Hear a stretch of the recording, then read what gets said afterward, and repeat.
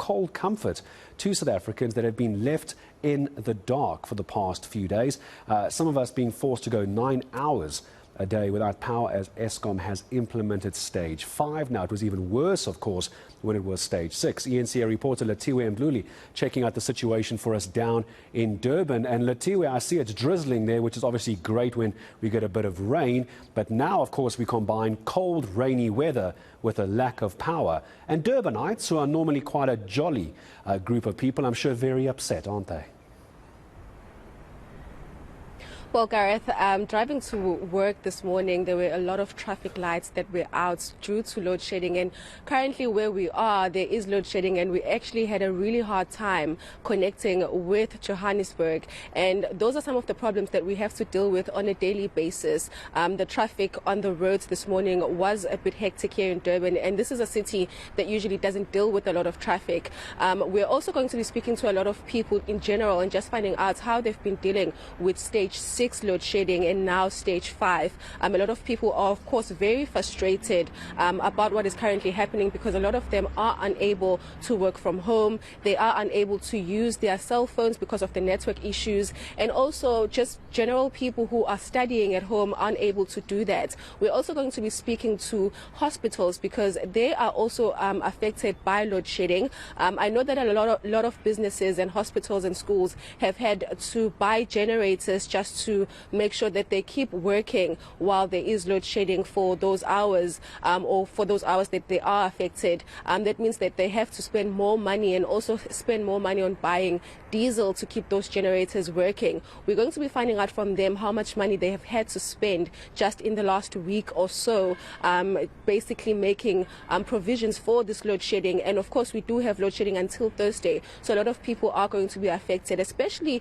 students. We are heading to exam season, and a lot of them will need to have their lights on to study and also just to use their cell phones and use their electronics. So we will be speaking to a lot of people around the city and finding out how they've been dealing with what is currently happening in the country.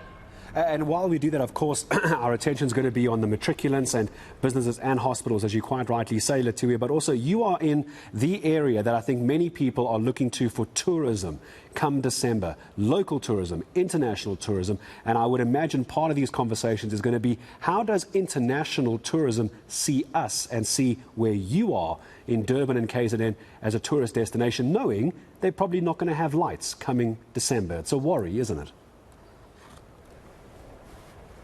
Of course, and it's just not the tourism sector that has been affected. When we spoke to a lot of businesses that are situated near the beach side, they were saying that they have not seen a lot of tourists in the last year or so.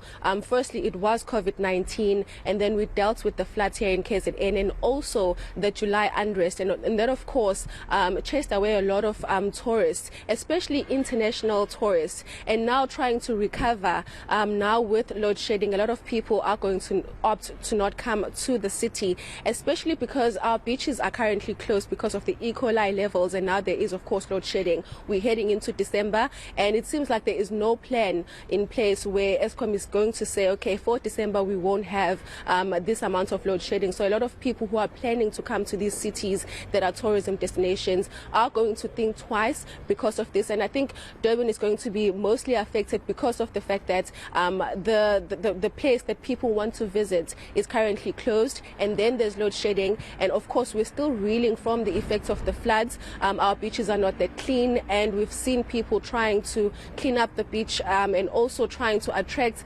domestic tourists. But of course the tourism sector has taken a hit in the past 2 years, and now with load shedding, I'm thinking a lot of businesses will be suffering come holiday season, especially in December. Yeah, absolutely. I don't think anybody would disagree with you. The kind of suffering local businesses which are aimed at tourism, how are they feeling ahead of December? Lethiwe Mdluli, thank you very much.